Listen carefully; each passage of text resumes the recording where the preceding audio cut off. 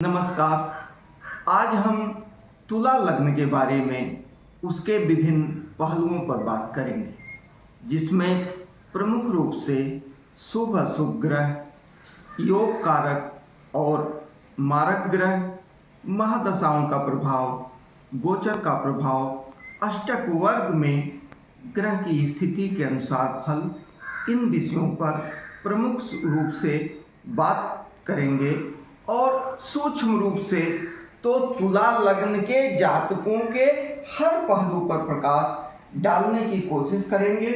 हमारा यह मानना है, हम आशा करते हैं कि तुला लग्न के जातकों के लिए, ज्योतिष में रुचि रखने वाले लोगों के लिए, ज्योतिष सीखने वाले लोगों के लिए यह वीडियो महत्वपूर्ण साबित होगा। तो अगर आप के अंदर ज्योतिष में रुचि है, आप तुला लग्न के जातक हैं, आपके परिवार में कोई तुला लग्न का जातक है, आपका कोई प्रिय शुभचिंतक तुला लग्न का जातक है, तो आप इस वीडियो को पूरा और पूरी गंभीरता के साथ देखिए। तुला लग्न का मतलब होता है कि जातक के जन्म के समय पूर्वी क्षितिज पर जो ग्रह, जो लग्न उदय होती है, वो लग्न जातक का प्रथम भाव माना जाता है, वही जातक का लग्न होता है। इसका आशय ये है कि तुला लग्न जब पूर्व दिशा में उदित हुआ है, उसी समय तुला राशि जब उदित है, उसी समय जातक का जन्म हुआ है और जातक की लग्न हो गई तुला। तुला लग्न के स्वामी शुक्रदेव होते हैं। शुक्रदेव आपके जीवन में प्रमुख रूप से भौतिक भोग के कारक होते हैं। आपके जीवन में सुख, सुविधा, ऐश्वर्य, भोग के कारक, प्रमुख रूप से काम सुख, प्रमुख रूप से लग्जेरियस लाइफ, प्रमुख रूप से भौतिक जीवन के तमाम संसाधन जो भौतिक रूप से आपको सुख देते हैं, उनको उपलब्ध कराने का कार्य जातक के जीवन में शुक्रदेव करते हैं। और शुक्रदेव की राशि आपके लग्न में है, तो निश्चित रूप से आप मान के चलिए कि अगर शुक्रदेव की स्थिति आपके लग्न में बहुत अच्छी है, तो भौतिक रूप से आप बहुत सुखी जीवन व्यतीत करेंगे। शुक्रदेव के बारे में कुछ हम आपको बता देते हैं। शुक्रदेव दैत्य वर्गीय ग्रहों के समूह के प्रमुख ग्रह हैं। आप इनको दैत्य गुरु की श्रेणी में भी मान सकते हैं। शुक्रदेव की मित्रता शनि, बुध और राहु से होती है। बृहस्पति के साथ ये समभाव रखते हैं। वहीं सूर्य, मंगल इनके प्रमुख विरोधी ग्रह हैं, प्रमुख रूप से विपरीत कारक के ग्रह हैं। तुला लग्न में लग्नेश शुक्र प्रथम भाव के और अष्टम भाव के स्वामी होते हैं। लग्नेश होने के नाते अति शुभ होते हैं, क्योंकि लग्नेश को कभी भी अष्टमेश होने का दोष नहीं लगता। अब शुक्र कहाँ कहाँ शुभ फल दे सकते हैं, कहाँ अति शुभ फल दे सकते हैं, आइए जानते हैं। शुक्रदेव अगर तुला लग्न में लग्न भाव में बैठे हों, पंचम भाव में बैठे हों, नवम भाव में बैठे हों, तो अति शुभ फल प्रदान करते हैं। इसी के साथ यह माना जाता है ज्योतिष शास्त्र में कि कोई भी ग्रह अगर एकादश भाव में स्थित है तो वहाँ यह शुभ फल ही प्रदान करेंगे। इस आधार पर एकादश भाव में भी शुक्रदेव की उपस्थिति को कुछ ठीक माना जा सकता है, क्योंकि एकादश में रहने के कारण इनकी दृष्टि पंचम भाव पर पड़ेगी, तो संतान पक्ष पर यह कुछ सकारात्मक प्रभाव डाल सकते हैं, नियमित आमदनी का रास्ता बना सकते हैं और बड़े भाई जैसे लोगों से आपके लिए कुछ साधन संसाधन प्रेम उपलब्ध करवा सकते हैं। बहुत शुभ लाभ की अपेक्षा इसलिए नहीं है कि यहाँ पर इनके प्रमुख विरोधी सूर्यदेव ग्रहराज की राशि सिंह राशि पड़ती है। द्वितीय भाव में वृश्चिक राशि होती है। वृश्चिक राशि के स्वामी मंगल देव होते हैं। मंगल देव तुला लग्न में सप्तम भाव के भी स्वामी होते हैं, तो द्वितीयेश और सप्तमेश होने के कारण मंगल देव तुला लग्न के लिए अति अशुभ ग्रह हैं। यह मारक का भी कार्य करते हैं। कब करते हैं ये हम आगे आपको बताएंगे। मंगल का किसी भी रूप में तुला लग्न में मजबूत होना बहुत अच्छा नहीं माना जाता है। तुला लग्न में मंगल लग्न भाव में, चतुर्थ भाव में, सप्तम भाव में, द्वादश भाव में, अष्टम भाव में बैठकर मांगलिक योग बनाएंगे। इसी के साथ तुला लग्न के सप्तम भाव में बैठकर मांगलिक बनाते हुए भी स्वगृही रहेंगे। आइए देखते हैं मंगल के विभिन्न भावों में रहने पर क्या पड़ेगा प्रभाव, कहाँ शुभ होंगे कहाँ अशुभ होंगे। मंगल लग्न में अशुभ प्रभाव उत्पन्न करेंगे तुला लग्न वालों के लिए। द्वितीय भाव में बैठकर पैतृक संपत्ति की सुरक्षा कर सकते हैं, अचल संपत्ति की सुरक्षा कर सकते हैं, फिर भी बहुत अपेक्षा नहीं किया जा सकता। तृतीय भाव में बैठ के कुछ शुभ फल दे सकते हैं, आपके पराक्रम में वृद्धि कर सकते हैं। जातक को सावधान रहना होगा कि दुस्साहस बिल्कुल ना करें। इसी के साथ चतुर्थ भाव में तुला लग्न में उच्च के हो जाते हैं मंगल देव। हालांकि कालपुरुष की कुंडली में यहाँ पर वह नीच होते हैं, तो यहाँ शुभ और अशुभ दोनों फलों की अपेक्षा हम कर सकते हैं। जातक को सावधान रहना होगा, क्योंकि माता भूमि वाहन सुख का ये घर है। उच्च का मंगल इस पर निश्चित रूप से ही तुला लग्न में बाधा पैदा करेगा, इसमें कोई दो राय नहीं है। पंचम में भी मंगल की स्थिति अच्छी नहीं मानी जाएगी। छठे भाव में मीन राशि में बैठकर मंगल गुरुदेव की थोड़ी सी शुभता प्राप्त करके आपको एक खिलाड़ी के रूप में आगे बढ़ा सकते हैं।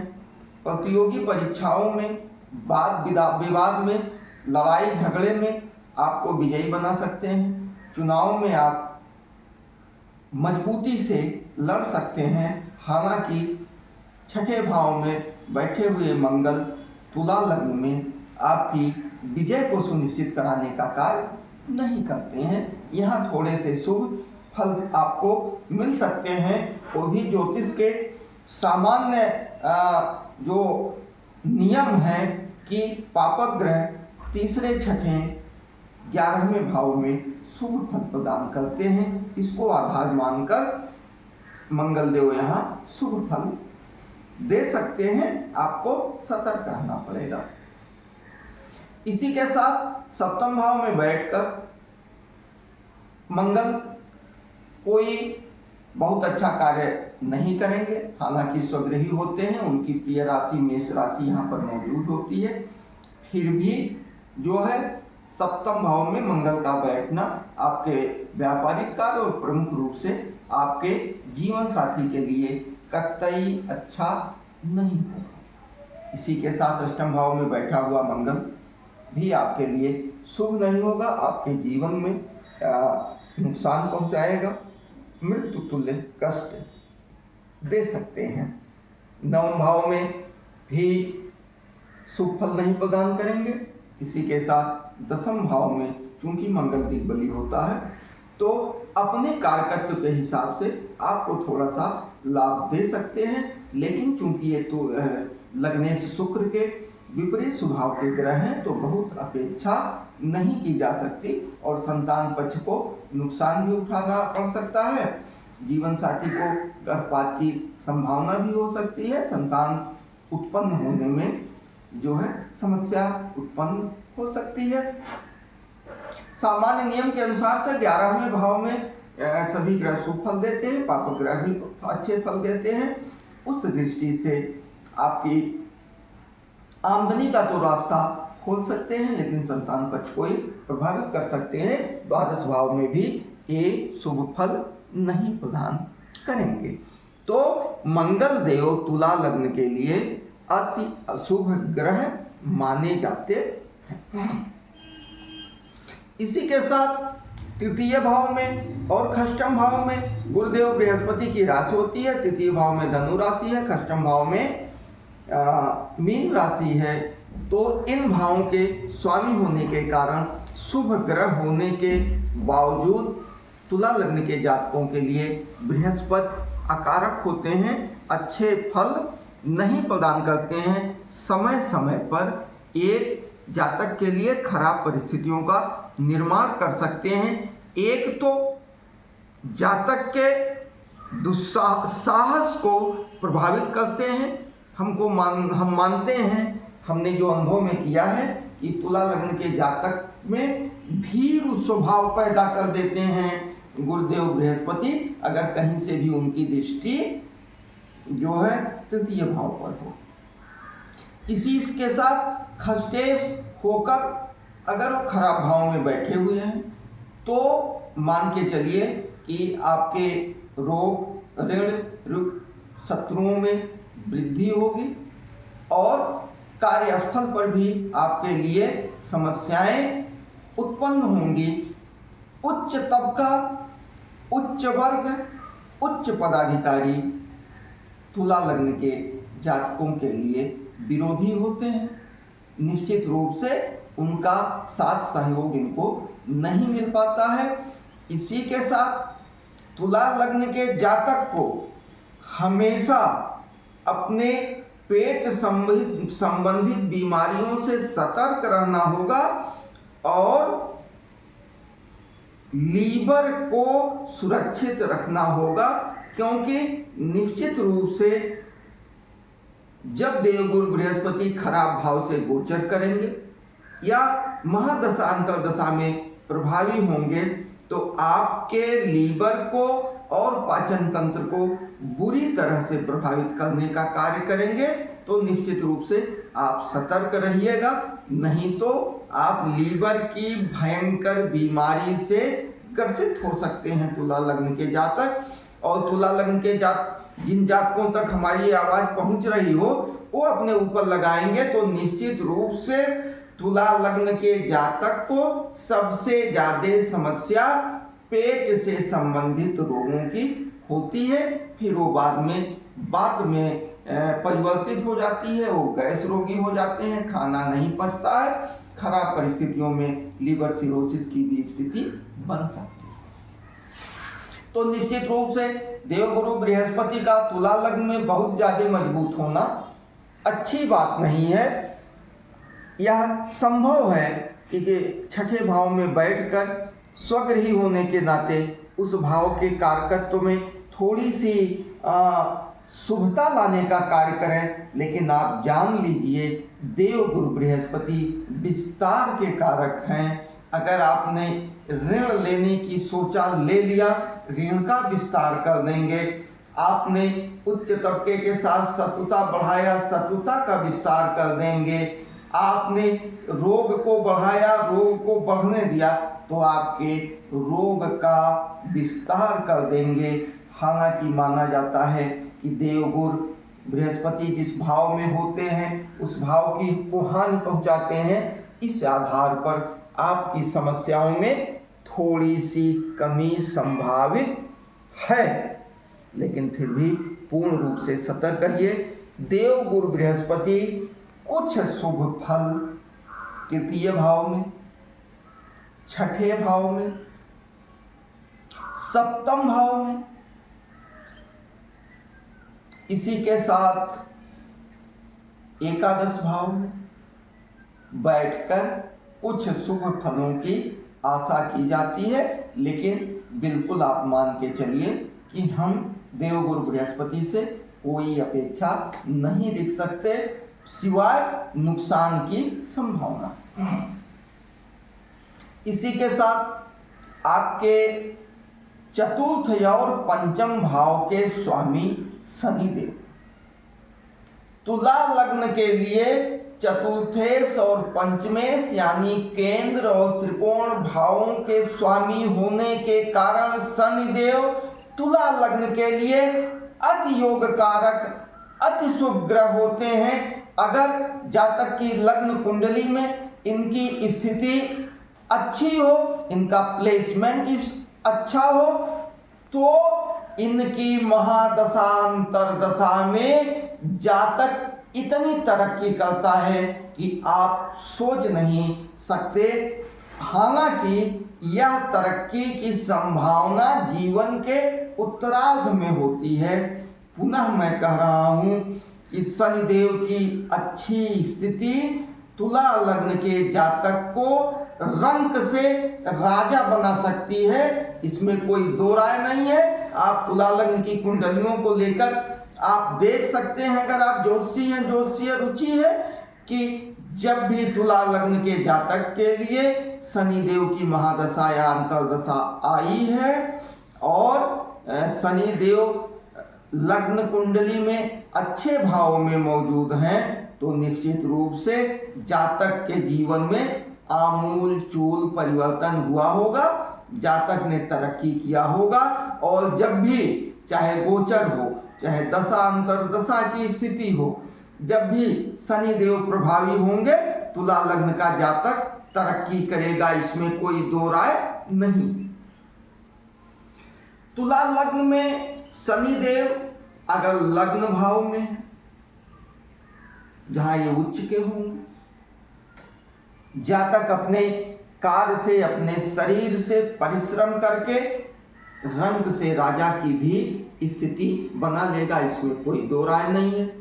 इसी के साथ धनु राशि में तृतीय भाव में, मकर राशि में चतुर्थ भाव में, कुंभ राशि में पंचम भाव में, मीन राशि में छठे भाव में, इसी के साथ मिथुन राशि में नवम भाव में, कर्क राशि में दसम भाव में अगर शनिदेव मौजूद हैं तो निश्चित रूप से अपनी दशा अंतरदशा प्रत्यंतर दशा में जातक को आगे बढ़ाने का ही कार्य करेंगे, जातक तरक्की करेगा, इसमें कोई दो राय नहीं है।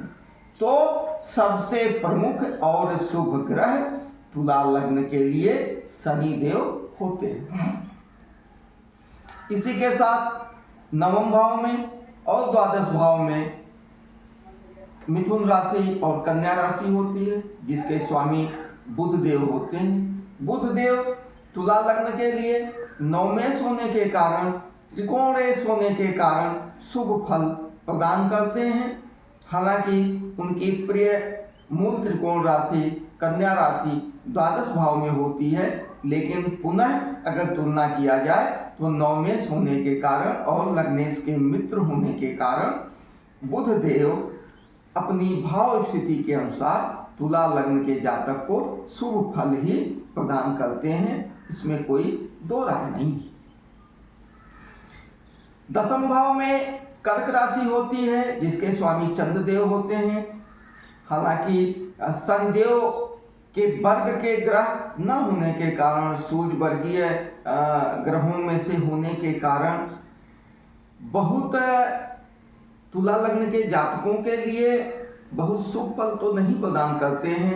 एक तटस्थ भाव होता है, परंतु फिर भी अगर शुक्र लग्नेय साधनों के कारक हैं, ऐश्वर्य के कारक हैं, तो चंद्रदेव भी जीवन में ऐश्वर्य के कारक होते हैं, जीवन में सौंदर्य के कारक होते हैं। तो निश्चित रूप से चंद्रदेव की अच्छी स्थिति तुला लग्न में फायदेमंद होती है, क्योंकि ये प्रमुख केंद्र भाव दशम के स्वामी होते हैं। चंद्रदेव लग्न में बैठ गए, चंद्रदेव पंचम भाव में बैठ गए, चंद्रदेव नवम भाव में बैठ गए, चंद्रदेव दसम भाव में बैठ के, चंद्रदेव एकादश भाव में बैठ के जातक को शुभ फल प्रदान करेंगे, इसमें कहीं से संशय की बात नहीं है। इसी के साथ एकादश भाव के स्वामी सूर्य होते हैं। सूर्य देव ग्रहराज हैं, परंतु लग्नेश शुक्र से इनके संबंध मित्रवत नहीं होते हैं। तो तुला लग्न के जातकों के लिए एक तरह से सूर्य देव बाधक ग्रह का कार्य करते हैं, बाधा पहुंचाने का कार्य करते हैं। लेकिन सामान्य काल पुरुष की कुंडली में इनकी भावास्थिति के अनुसार एक कुछ अच्छे फल प्रदान कर सकते हैं। उसमें प्रमुख रूप से इनकी स्थिति अगर छठे भाव में हो तो प्रतियोगी परीक्षाओं में और शत्रुओं पर विजय प्रदान कराने का कार्य करेंगे। दसम भाव में आपके यश प्रतिष्ठा और कार्य में वृद्धि करने का कार्य करेंगे। एकादश भाव में भी आमदनी के लिए, रोजमर्रा की आमदनी के लिए और जो है बड़े भाई या बड़े भाई जैसे लोगों के लिए शुभ फल प्रदान कर सकते हैं, परंतु जो है इनसे बहुत अपेक्षा नहीं की जा सकती। तो तुला लग्न के लिए ये सभी ग्रहों की स्थिति के अनुसार, उनके कारकत्व के अनुसार, भावों के स्वामी होने के अनुसार हमने आपको बताया कि वो क्या कर सकते हैं, क्या नहीं। अब कुछ ऐसी परिस्थितियां होती हैं तुला लग्न के जातकों के लिए कि उन परिस्थितियों के उत्पन्न होने पर जातक अपने जीवन में तरक्की करेगा। जैसे पंचमेश और दशमेश एक साथ दसम भाव में बैठ जाए, पंचमेश और दशमेश के बीच में राशि परिवर्तन हो, यानी चंद्रमा पंचम भाव में हो और शनिदेव दसम भाव में हो। नवमेश और दशमेश का राशि परिवर्तन हो जाए, या नवमेश दशमेश दसम भाव में या नवम भाव में एक साथ बैठ जाए। लग्नेश शुक्र लग्न में बैठ जाए, लग्नेश शुक्र पंचम भाव में शनिदेव के साथ बैठ जाए। ये कुछ ऐसी स्थितियां होती हैं कि तुला लग्न के जातक को बहुत ही अच्छी परिस्थितियों में पहुंचा सकती है। हमने जो देखा है कि दशमेश पंचमेश का संबंध, नवमेश दशमेश का संबंध, इन संबंधों के आधार पर युति या दृष्टि संबंध भी बन जाए तो दृष्टि संबंध की तो कोई संभावना बनती नहीं है, लेकिन यह है कि राशि परिवर्तन संभावित है इन्हीं भावों में। अगर ये होता है तो तुला लग्न के जातक को अच्छी स्थिति में पहुंचा देगा। इसी के साथ तुला लग्न में राहु ग्रह जो कि लग्नेश के मित्र हैं, अगर तीसरे भाव में बैठ जाए, छठे भाव में बैठ जाए, एकादश भाव में बैठ जाए, तो मेरा मानना है कि वो अच्छे फल प्रदान करेंगे।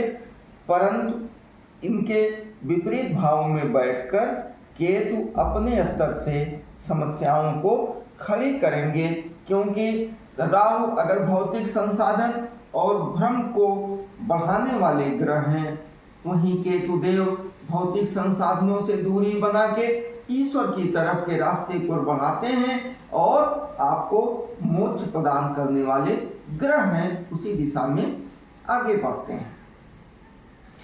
अब तुला लग्न वाले जातकों को क्या करना चाहिए? अगर ग्रहों की स्थिति विपरीत भाव में, तुला लग्न के जातकों को माता लक्ष्मी की पूजा जरूर करना चाहिए। तुला लग्न के जातकों को भगवान भोलेनाथ को जरूर पूजना चाहिए और रुद्राभिषेक, मृत्युंजय जप, इस तरह के जपों को जरूर करना चाहिए।